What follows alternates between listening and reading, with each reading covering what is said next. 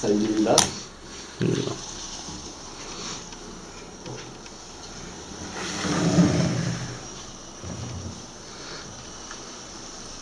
Acum zici la tot ce mișto era dacă avea ecran, nu? Cum? Dacă avea display-ul mobil. Al meu, căcat. Uite acum am ridicat fața.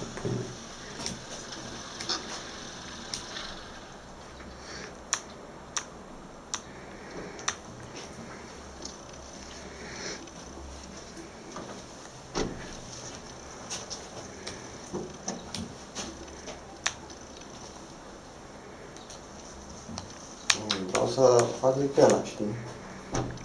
Numai cu Canon. Și cu Acum, restul. mulți. Păi, da, o să am ce să arăt, știi? Că eu n-am. Ce fără să zic de el. Mamă, ce mișto, a făcut poze cu el. Și are multe în meniu. Ce cam atât aici.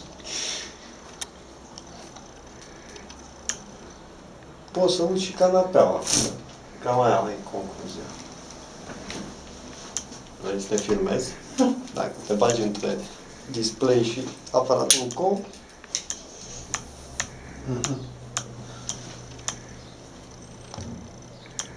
Dar tu ce faci acum? Nici el se arată în meniu.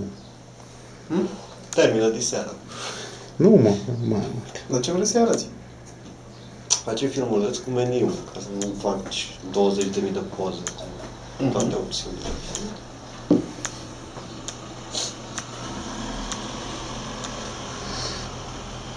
Are careva treabă cu pliviței?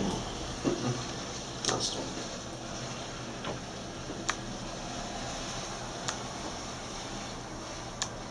Și când îl dai înapoi? Păi asta stresant.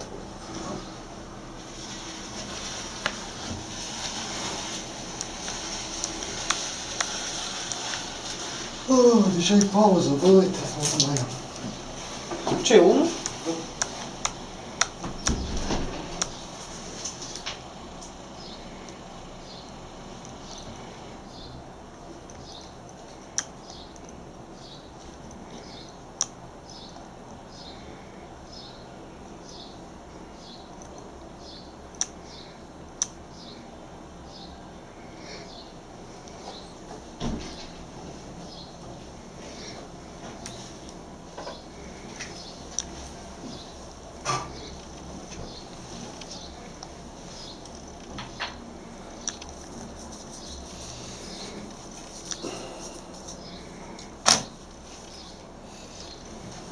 Ne-a închis.